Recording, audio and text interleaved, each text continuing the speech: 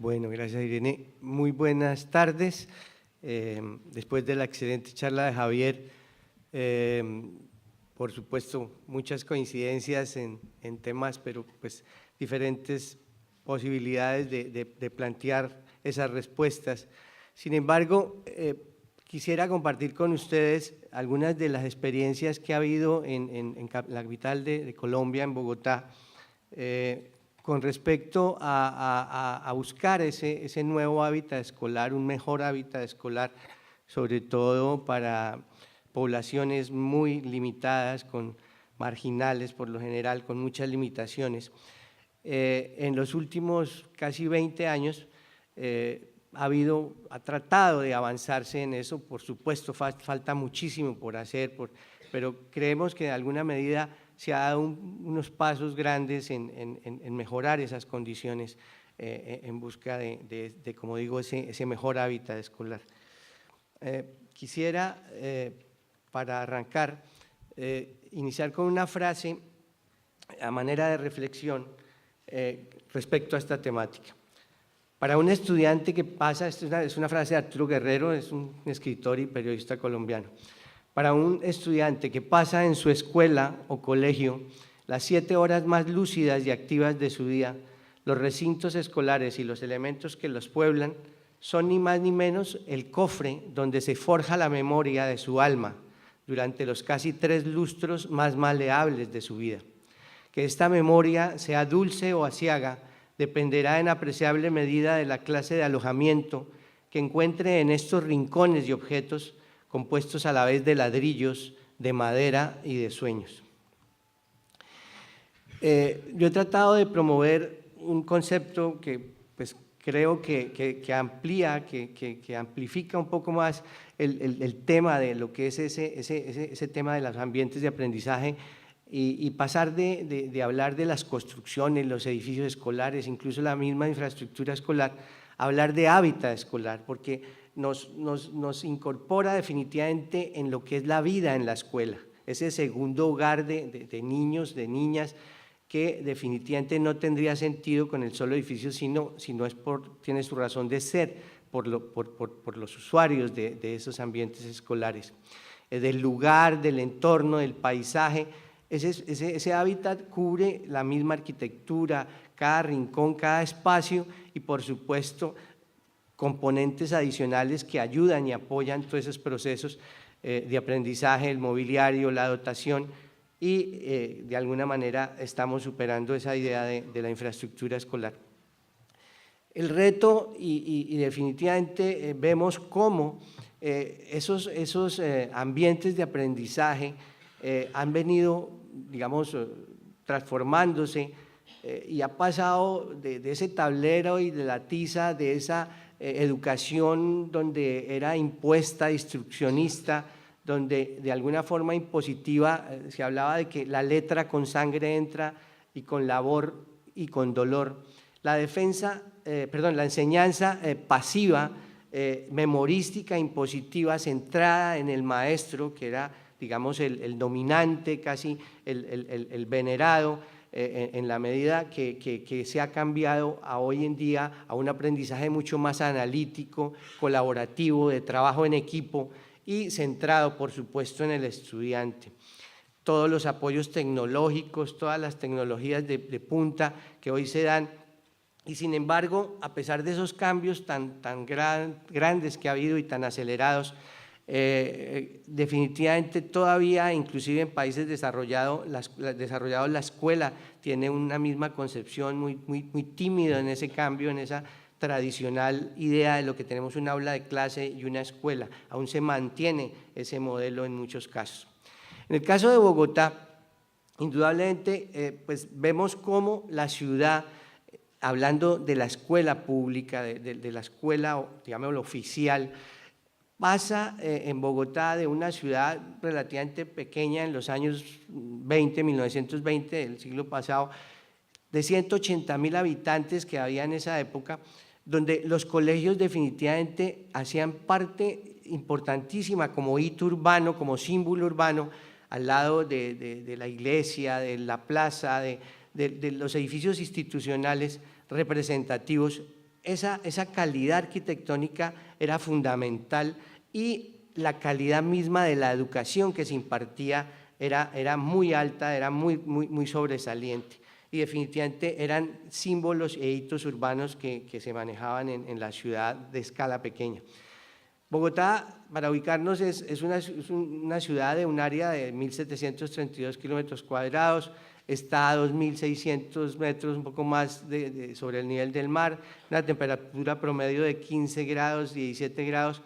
y hoy en día cuenta con un poco más de 8 millones de habitantes. En el 2017 ya somos una ciudad demasiado extendida y de la cual una población de un poco cercana a los 800.000 estudiantes entre educación privada y educación pública.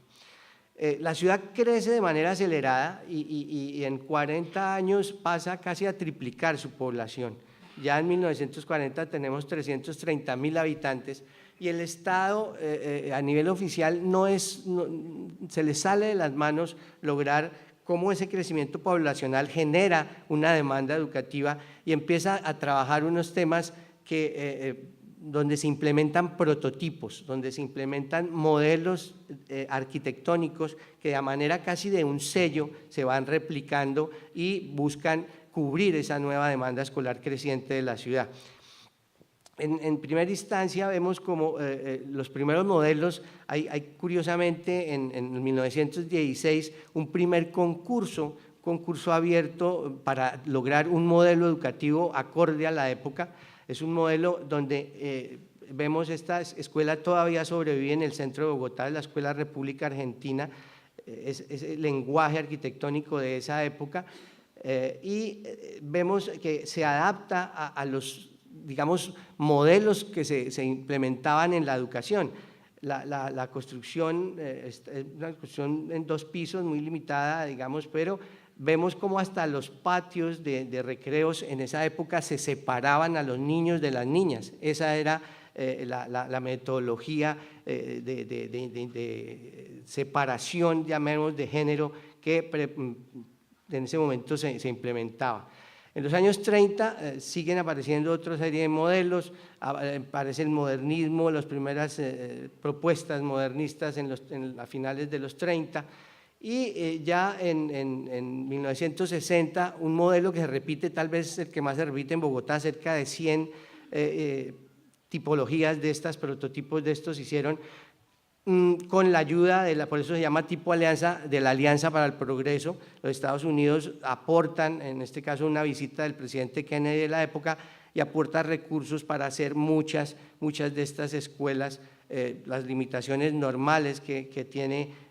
digamos, todos estos países de la región en términos de presupuesto para la educación, y se implementan ese tipo de planteamientos. Aquí vemos cómo vamos viendo cómo se organizan esos modelos que pueden crecer, pero que definitivamente no dejan de ser un sello. A finales de los 60 se empieza con los cambios que se dan a nivel educativo, empieza a aparecer la famosa escuela activa, la escuela nueva de Montessori, etcétera, y cómo se trata de buscar que esas aulas, digamos, de tipo ortogonal, muy tradicionales, se cambien en planteamientos donde se busque integralidad, donde se busque inclusive un diseño diferente de los pupitres, de los puestos de trabajo, pero de alguna forma no se le da continuidad a esa idea de innovar, de acomodarse a una respuesta diferente, y volvemos ya en los 70 a la tradicional doble crujía, ya en este caso con muchísimos más pisos. Todos esos modelos en lotes pequeños pues se van acomodando como puedan, insisto, son a manera de un sello que se repite en distintos sitios tratando de cubrir esa demanda educativa. Y cuando hay lotes grandes van apareciendo sin ninguna planeación ni coordinación como adiciones tratando de ir llenando esos grandes lotes que como cosa excepcional aparecen en los barrios, pero en cada época aparecen esos prototipos que se van implementando. La ciudad definitivamente se desborda y los límites de la ciudad, los cerros orientales al oriente y el río Bogotá al occidente, hace que la ciudad se extienda, se encarame casi que en los cerros y empiece a extenderse de manera a los bordes de la ciudad, y hay una diferencia grande donde hacia el norte, digamos, la población con mayores recursos se implanta, a diferencia de la del sur, o sea, se van separando y se crea ese contraste. Una falta de planeación en la ciudad que afecta, por supuesto, a los equipamientos en términos de que una serie de problemáticas que son muy comunes en América Latina, en nuestras ciudades, donde decae la calidad educativa. Ya la escuela pública no es la de mostrar, sino ese crecimiento desborda y definitivamente no solo la calidad misma de la educación, sino la misma arquitectura va siendo una deficiencia continua. La reducida información técnica, o sea, ha crecido tanto la ciudad que ni siquiera se sabe de qué tamaño es el parque escolar en este caso oficial. Y tristemente para esos años, a finales de 1900, ni siquiera se sabe qué tamaño tiene, en qué condiciones está, y hay una ausencia de normatividad. Por supuesto, una limitación grande en recursos y muchos casos de voluntad política, y ni hablar de un mantenimiento preventivo. Solamente se apagan incendios, como decimos muy folclóricamente, pero realmente se hacen correcciones tratando de arreglar problemas inminentes. No hay una planeación de dónde deben estar ubicadas las escuelas, los colegios, los lotes, si es que existen. Los urbanizadores dejan unos espacios donde no se puede construir la vivienda rentable para vender, y esos espacios, que por lo general es cerca a los ríos, a las quebradas muy mal mantenidas, o a zonas inclusive con riesgo de deslizamiento. No hay una normativa que impida eso, porque en ese momento no existe esa obligatoriedad. Entonces, los lotes de las escuelas y los colegios son los lotes definitivamente más despreciados, y que, insisto, en planos pueden aparecer muy bien, pero en la realidad son situaciones dramáticas de riesgo. Y la escuela se vuelve, otra vez ese tema, con la disculpa de la seguridad, una barrera completa. O sea, esto no son cárceles ni campos de concentración, sino es una escuela en Venecia, en uno de los barrios más poblados al sector del occidente de Bogotá. Son completamente aislados esos espacios, que generan una serie de riesgos de deterioro, de vandalismo, y todo esto en aras a una seguridad falsa.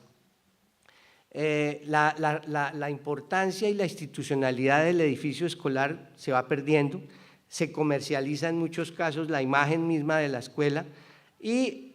si hay ese deterioro, pues el vandalismo cunde, y no hay en ningún momento un sentido de respeto ni de pertenencia de la escuela pública. Y prima definitivamente este tema de crecimiento de la demanda poblacional insatisfecha, hace que se piense en soluciones inmediatistas muy rápidas y muy económicas, pero muy bajas en cuanto a unos requerimientos básicos mínimos de condiciones de confort, de calidad, y prima la cantidad sobre la calidad. Se acumulan muchas soluciones, insisto, inmediatistas, donde hay aulas prefabricadas que no tienen los requisitos mínimos técnicos,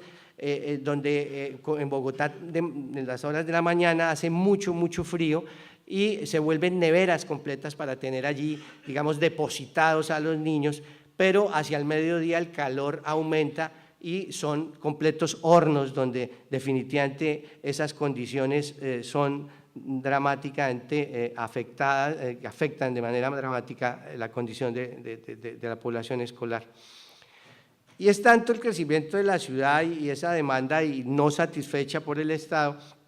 que la misma comunidad trata de manera con muy buena voluntad de hacer su propia escuela. En cualquier espacio que sobra del barrio, empiezan a hacer de alguna forma una escuela que en ningún momento tiene previsto un espacio como para jugar o algo. Casi que los niños tienen que venirse jugados de la casa, porque no hay un rinconcito, no hay un patio, no hay ningún espacio que puedan definitivamente tener un espacio de recreación, de respirar, de salir a correr. el mobiliario pues a veces ni existe y casi que se crean unas condiciones indignas en muchos casos en estas zonas marginales. Y en algunos casos cuando hay áreas verdes, esas áreas, perdón, áreas libres, definitivamente esas áreas vienen a ocuparlas los automóviles. Allí no están domados los profesores que se desplazan de otras ciudades, de otras regiones de la ciudad, de otras zonas de la ciudad, definitivamente son las que vienen a ocupar hasta los pocos espacios libres que deja en algunos casos de manera optimista la escuela. Incluso hasta los mismos corredores los ocupan los carros, en algunos casos es dramático y pues ya sabemos que es el carro del rector, ese no se va a arriesgar de que los niños lo rayen o se le moje el carro si llueve. Entonces el deterioro de la escuela es progresivo, no hay unas condiciones mínimas ni sanitarias, se usan aparatos sanitarios que no tienen unos requisitos de uso masivo, sino es el mismo aparato sanitario que se usa en una vivienda, en una familia de 5 personas, en un recreo no aguanta, o sea, es más la demora de instalar un aparato de estos que en que se dañe, todo el tema de redes,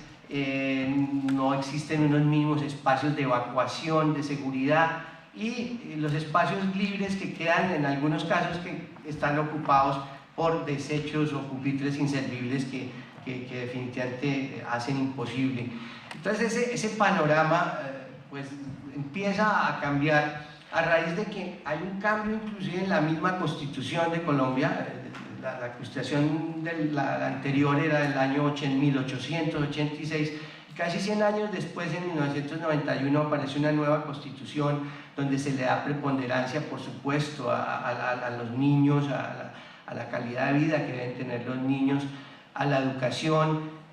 y hay una descentralización, o sea, hay una serie de autonomía administrativa, política, de recursos, y esto hace que en el caso de la capital se logre arrancar un cambio en términos de buscar una nueva estrategia. El Plan Sectorial de Educación entre el 98 y el 2001, ya casi que arrancando el nuevo siglo,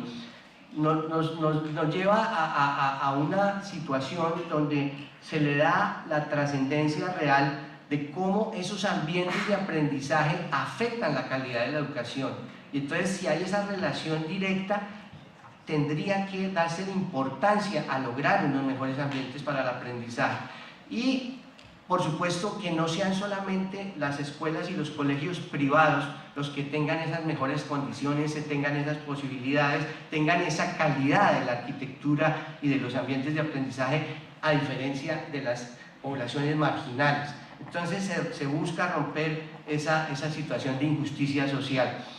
Y, por supuesto, no es solamente mejorar la calidad de la educación, sino la misma calidad de vida de los niños, de las niñas y de los jóvenes, de los sectores menos favorecidos y marginales de la ciudad. Entonces, se hace un planteamiento y se empieza, a través de la Secretaría de Educación de Bogotá, a crear un equipo especializado que arranca muy pequeño, casi 10, 12 profesionales, donde poco a poco se va creciendo. Hoy cuenta con casi más de 100 profesionales especializados en el tema, que empiezan a darle un vuelco a ese cambio y a orientar lo que trata de manejarse como nuevas propuestas. Lo primero es hacer un inventario sistematizado por todas las diferentes localidades de Bogotá. Se hacen levantamientos arquitectónicos, topográficos, se recoge la información y se empieza a detectar para saber de qué tamaño es el problema y realmente en qué condiciones está. Y cómo se maneja es que se detecta el primer inventario sistematizado en el año 99, donde existen 667 sedes y una cantidad de metros cuadrados de aproximado al 1.000.000 de metros cuadrados de construcción de escuelas oficiales. Ya en el 2017, el último censo que se ha actualizado, vemos que hay 708 sedes, cerca de 4 millones de metros cuadrados de lotes para las escuelas públicas, y se pasa a 2.140.000 metros cuadrados que hoy tenemos en ese parque escolar, viendo aquí una curva de cómo en 100 años se tienen más o menos 1 millón, un poquito más de 1 millón de metros cuadrados de construcción escolar oficial, y solamente en 17 años prácticamente se dobla, pero no en términos de solo metros cuadrados, sino que se le da un vuelco a la calidad de esos espacios escolares, mejorándolos en la medida que se puede. Un tema fundamental es que Bogotá está ubicada en una zona de medio riesgo mediano, en términos de su vulnerabilidad sísmica. Estamos sobre los Andes, estamos con una serie de cercanías a fallas sísmicas, geotécnicas, y la experiencia entre golpes y en el eje cafetero, en Popayán, hacen que se cree una norma sismorresistente, y se hace un estudio preliminar, tal vez de los más grandes que se ha hecho en Latinoamérica, para el tema específico de tener preliminarmente una calificación objetiva y medible, preliminar, insisto, de en qué estado frente a un posible sismo están esas edificaciones. Y más del 60% de los colegios que se detectan en ese momento, en el año 99-2000, tienen un riesgo entre bajo, medio y alto. Eso hace que con esa información ya se empiece a priorizar la intervención en esos centros educativos. Como no existía una norma, si bien había habido estudios importantes, no había una norma integral y casi que de manera obligatoria de cómo debían ser esos colegios, entonces se hace una serie de referentes, de estudios. La norma nacional se empieza a manejar en ese momento, y para Bogotá se hace un estudio que se llama Construyendo Pedagogía. Y ese estudio, si bien arrancó muy tarde para tener nosotros unas reglas de juego en Bogotá de cómo deben ser esos centros educativos, pues también se aprovechó para tratar de tener un concepto de esos cambios que la educación iba generando, y eso permitió que se le diera una visión digamos, mucho más actualizada si se trabajaran con normas muy antiguas. Ese estudio hoy se ha actualizado al año 2017, que es una de las ventajas, y el concepto mismo de esa norma es que sea flexible, que sea cambiante, porque los cambios en la educación son permanentes, los cambios tecnológicos afectan todo este tema de referentes, de indicadores, y entonces hoy tenemos unos parámetros de lineamientos de diseño, unos estándares que, como digo, no son una camisa de fuerza, pero sí orientan de alguna medida, y basados en esos estudios que básicamente han manejado unos estándares desde lo urbanístico, lo arquitectónico, unos referentes de seguridad,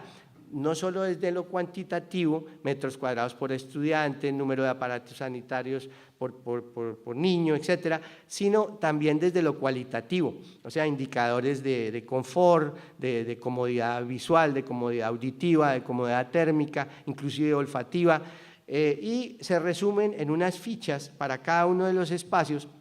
donde se dan las características de cada ambiente, los desarrollos pedagógicos que se manejan por lo general en ese tipo de ambientes, esos indicadores, como digo, de confort, y también qué instalaciones mínimas requieren desde lo técnico, la dotación, y no se le impone en ningún momento, estos son planos de diseño, sino son unos referentes espaciales de cómo el mismo mobiliario debe adaptarse a esos diferentes. Para cada uno de los ambientes aparecen este par de fichas que empiezan a orientar y a darle a los arquitectos, sobre todo, una realidad de cómo debe ser cada ambiente educativo. El tema no se queda en el tema arquitectónico, sino también hay referentes de mobiliario, un mobiliario que no se limita a los puestos de trabajo, y que busca también cambios en esos modelos tradicionales de los pupitres bipersonales o fijos, o la famosa silla universitaria, sino busca que se acomode ese mobiliario y facilite los nuevos procesos de aprendizaje. Y no se limita, insisto, a las aulas, sino todo el mobiliario que se requiere en los colegios. Hay 10 criterios, 10,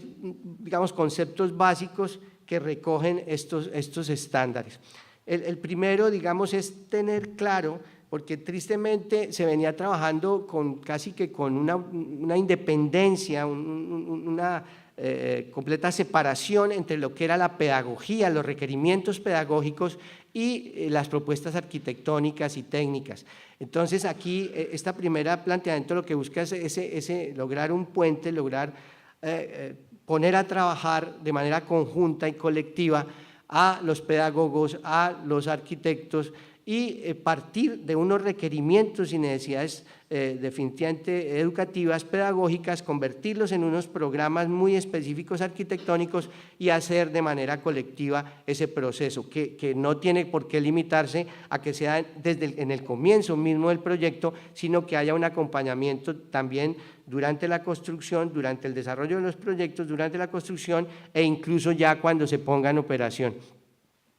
El segundo planteamiento que se hace, digamos, que se va consolidando en esas recomendaciones de los estándares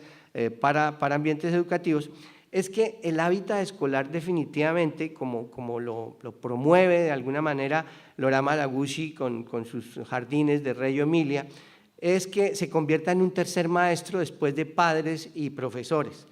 porque definitivamente eso es lo que ha pasado a través de la historia. El hábitat ha evolucionado como apoyo a los cambios y los modelos pedagógicos de cada época. O sea, desde las primeras tipologías tipo claustro, inspiradas en toda la educación religiosa, los monasterios, los conventos, donde prácticamente, insisto, el profesor era el centro, el maestro era el centro de esa aula, casi que se veneraba, estaba en una tarima, toda la escenografía y la ambientación del aula era coherente a ese sistema de ese momento, del siglo XVIII. Definitivamente, esa es una respuesta como modelo de lo que es el diseño mismo, tanto de la escuela como de las aulas. Posteriormente, la revolución industrial, Joseph Lancaster plantea que debe haber una mayor capacitación, aulas magistrales, donde casi que monitoriales, donde requieren un apoyo de monitores para capacitar mucha gente, aulas de 500, 1000 personas incluso, y esa respuesta de la revolución industrial, asientos corridos fijos al piso y tarimas donde, insisto, había un solo protagonista que transmitía el conocimiento casi de manera instructiva y impositiva. Esa era la respuesta arquitectónica del mobiliario, de la ambientación de ese comienzo de la revolución industrial. Posteriormente aparece la escuela graduada y a comienzos del siglo XIX y ya empezando el XX, se sigue implementando hoy en día, seguimos teniendo esta tipología, una consecución de aulas, corredores, y el mobiliario pues tiene una evolución, pero indudablemente es respuesta a esta situación. A medida que ya los pedagogos buscan, insisto, como Montessori, como De Crowley, Piaget, que haya una escuela mucho más activa donde el niño y el joven participe y ya se deje a un lado al maestro como protagonista principal, se dan respuestas donde empiezan a desaparecer esos corredores, donde hay una búsqueda de cambio, insisto, a comienzos del siglo XX y ya a finales también se van consolidando. Y un poco las perspectivas del nuevo siglo, donde ya esa frontera entre aulas y corredores y ya el planteamiento donde definitivamente hay una autonomía en el mismo estudiante y ya las respuestas arquitectónicas, el mobiliario mismo y la informalidad, si se puede llamar así, son completamente diferentes. Ese hábitat escolar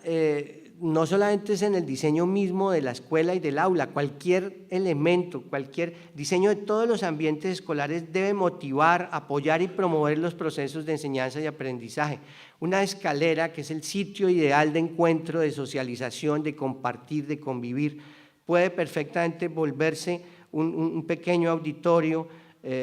puede diseñarse de tal forma que no sea la misma escalera de un edificio de apartamentos, de vivienda,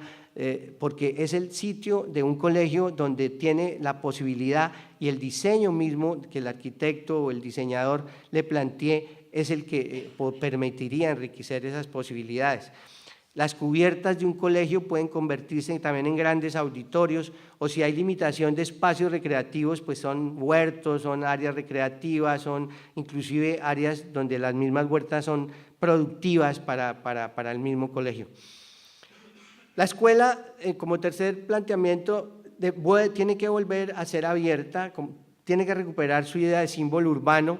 y un lugar de encuentro comunitario. La escuela, si bien es cierto, está concebida para los estudiantes, para los niños y jóvenes, definitivamente es un sitio de encuentro comunitario, de socialización, y es una forma de hacer que se ayude a construir barrios, se ayude a construir ciudad. Entonces, ese cambio de escuela cerrada, esa idea tradicional de los corredores donde no se sabe qué es lo que está pasando allá en las aulas, a duras penas existen unas mirillas donde se puede vigilar al profesor si está haciendo bien la clase o no, se pasa de esa escuela y aulas cerradas a una escuela y aulas abiertas donde se genera espacio público, donde casi que los espacios sobre los corredores se vuelven vitrinas pedagógicas, donde se caracteriza cada una de esas aulas y donde la escuela construye ciudad y genera espacio público. Esto, digamos, en un comienzo fue muy fuerte para, sobre todo los que manejan y administran los colegios públicos, que en un momento a otro desapareciera la protección de las rejas, fue un cambio, inclusive la oposición fue muy grande, pero se ha logrado mantener ese tipo de propuestas. El tema de seguridad, por supuesto, ya aplicando esas normas de sismorresistencia, no solamente los colegios nuevos que se hicieron desde el año 2000 cumplían con esos requisitos, sino también se empezaron a reconstruir y a reforzar y a mejorar las condiciones de los colegios existentes. El diseño, definitivamente, son diseños que tienen que tener, por supuesto, una funcionalidad. O sea, no solamente es el tema, digamos, estético y el tema de concepción misma de esa calidad, sino que sean funcionales, que permitan adaptarse a los cambios permanentes que se dan, que tengan diferentes posibilidades y que cumplan con unos requisitos mínimos de salubridad, de accesibilidad, de confort, que están planteados en esos indicadores que se incorporan. Y aquí allá. Diseños innovadores. Entonces hay un reto en que se busquen propuestas diferentes, propuestas que rompan un poco los esquemas tradicionales y faciliten esas nuevas pedagogías del siglo XXI, y en esa medida pues se ha tratado de buscar a través de concursos públicos, ahorita vemos más adelante, esos nuevos diseños. Diseños verdes y sostenibles. La escuela definitivamente es el mejor ejemplo de respeto ambiental. Los niños incluso casi que le enseñan a los adultos lo que está pasando en sus escuelas, entonces el uso de nuevas tecnologías limpias, del ahorro, etcétera, y se conformó una guía ambiental basada en unas normas de recomendación francesas, pero acomodadas a nuestro medio, 14, digamos, requisitos que se han ido implementando poco a poco para que esas escuelas sean unas escuelas mucho más sostenibles, desde la relación armónica, desde la misma implantación del colegio, de la escuela, con el entorno, la elección de materiales, de los procesos que contaminen menos, etcétera, etcétera, el bajo impacto de esas obras y buscando eficiencia energética, ahorro, cuidado del agua y todo el confort que ya comentábamos, tanto a nivel visual, etcétera, tratando de, insisto, en lograr que la escuela sea un modelo de construcción verde, de construcción sostenible. Los diseños incluyentes, parece muy normal para digamos, temas que ya son casi que de sentido común, pero nuestras escuelas no tenían accesibilidad para discapacitados, para una persona que se quebrara una pierna o algo, que estuviera enyesada. No existían ni rampas, ni hablar de ascensores, no habían baños para discapacitados, y eso ha ido cambiando poco a poco, y hay esa serie de alternativas que se han ido implementando incluso con personas discapacitadas, digamos, de otras situaciones, con sistemas brailles,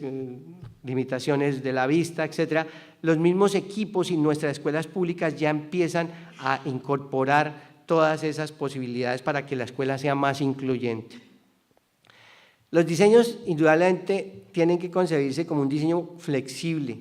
y ya esos espacios, digamos, de uso exclusivo, de uso específico, especializado, se pasa a tener unos espacios completamente flexibles, polivalentes, cambiantes, a nivel no solamente de escala, de tamaño, sino de uso mismo. Entonces, son comedores que se convierten en teatros, son corredores que son extensiones de las aulas, son muros que prácticamente son flexibles dependiendo de los tamaños de grupos o la integralidad que uno se quiera dar, empieza a lograr esas posibilidades, o sea, buscar esa flexibilidad. Entonces vemos cómo ha evolucionado, por ejemplo, el caso de los laboratorios, de esos laboratorios donde eran de uso especializado, exclusivo y casi que triste ir a esos laboratorios con este tipo de esquemas, cómo se va liberando y se le va dando flexibilidad. En este caso, los módulos fijos empiezan a ser mucho más pequeños, ya estas mesas empiezan a ser movibles, hasta lograr un espacio donde es tan libre, tan flexible, que incluso se pueden hacer experimentos, o sea, se hacen otra serie de actividades, se puede aprender cualquier tipo de temática, pero es buscar ese cambio y que los espacios tengan esa flexibilidad. Y por supuesto el tema de calidad, el tema de belleza, que no solamente es exclusividad de los estratos altos, sino que todo el mundo tiene derecho a tener escuelas bellas, escuelas de alta calidad de manera integral. Y así es como en los últimos años se han hecho por lo menos 4 o 5 concursos públicos abiertos buscando las mejores propuestas en ese sentido. Estos son los primeros colegios que se construyeron con esos estándares. Se escogieron tal vez a las mejores firmas en ese momento del país de arquitectos y realmente se logró un cambio de lo que se venía manejando y con unas condiciones pues, que para la época cumplían por lo menos en mejor calidad de lo que se contaba como escuela pública en esos comienzos del 2000. Adicionalmente a eso no era solamente hacer esos pocos colegios nuevos, sino era mejorar la infraestructura existente. Entonces se diseñó un banco de proyectos, unas fichas para poder tener como una cédula de ciudadanía de cada una de las escuelas, tener la información general, las condiciones y lograr un diagnóstico, una calificación y unos requerimientos resumidos allí de esa planta física. Y de manera, digamos, ya una manera con esos estándares cruzados a las condiciones reales, se pudo tener una calificación mucho más medible con indicadores de cómo estaba esa planta física educativa, en aspectos que arrancan como desde el cumplimiento mismo de la normativa hasta otra serie de situaciones. Bueno, aquí ya veo que el tiempo se me quedó corto. Esto fue un estudio que se hizo con respecto de esa relación entre la calidad de la arquitectura y la calidad de la educación, y se demuestra que esos colegios que se mejoraron, esas escuelas que se mejoraron, indudablemente la calidad educativa fue mejorando proporcionalmente y hay una relación directa, ya no subjetiva, sino medible. Bueno, me toca acelerar demasiado, pero veo que poco a poco se van incrementando en cada una de las épocas de las administraciones, se va mejorando las condiciones de los colegios públicos, cómo se hacen reforzamientos, es tal vez una de las más fuertes intervenciones, cómo eran antes esas escuelas y cómo se van recuperando o se restituyen totalmente o se refuerzan y se mejoran de manera integral. Los niños incluso van haciendo dibujos de cómo su escuela se va haciendo poco a poco, se va reforzando, se va mejorando y ellos van viendo ese cambio. Bueno, aquí vienen varios de los concursos públicos, se pasa de esos sellos de diseño para construir muchísimas escuelas con esa cobertura a planteamientos donde ya se habla de sistemas que pueden implementarse en diferentes lotes, en diferentes condiciones topográficas, en diferentes lugares, y hay concursos con los mismos estándares, con las mismas normas, pero con respuestas muy variadas, muy diferentes. Aquí vemos otras de las propuestas. Posibilidades, este es un proyecto de Giancarlo Massanti con también un planteamiento bien particular que logra cambios. Se incorpora la academia, o sea, la Universidad Nacional también, profesores y equipos de diseño hacen un trabajo importantísimo también para buscar nuevas propuestas, y básicamente el común denominador es que es en las zonas más deprimidas, con más limitaciones de recursos, y se logra ese cambio en la escuela pública, inclusive donde hay áreas patrimoniales que se conservan, y cómo va cambiando de esa escuela cerrada dramáticamente, se logra ese cambio. Y al final hay una publicación de todo este proceso que se hace con la Universidad Nacional entre el 2004 y el 2008. Se hace mucho énfasis en la primera infancia, todo el tema de jardines infantiles, etcétera, y pues vemos cómo se traen asesores para también recoger y pues aplicar indudablemente a nuestras condiciones. Fran Locker estaba en Bogotá, asesora uno de los concursos que se hace, y él pues nos muestra cómo esos cambios en lo que se está, digamos, educando hoy en día, todo este tema de la creatividad, del espíritu crítico, de la comunicación, la colaboración, inciden, por supuesto, en que esos nuevos modelos educativos de las expectativas del siglo XXI logre manejarse unas nuevas propuestas también desde lo arquitectónico. Entonces, como el aula tradicional empieza a cambiar, el mobiliario, la concepción misma de todos estos espacios, y pasar de esa consecución de aulas seguida del colegio pequeño y del colegio grande, que no cambia el esquema, a unos planteamientos de núcleos, de racimos, donde ya haya muchísimo más posibilidades de flexibilidad en los diseños, también muy coincidentes con lo que se viene evolucionando desde la misma Bogotá, el profesor como guía, la colaboración, y esto hace que la misma arquitectura dé un vuelco. Estos son algunos de los últimos proyectos de jardines infantiles, de los últimos concursos que apenas están en proceso de desarrollo, y bueno, todo el tema de las ciclorrutas que también se habló, Olga nos comentaba también, y cómo se llega al colegio en bici. Bogotá es de las que tiene más kilómetros de ciclorrutas en Latinoamérica.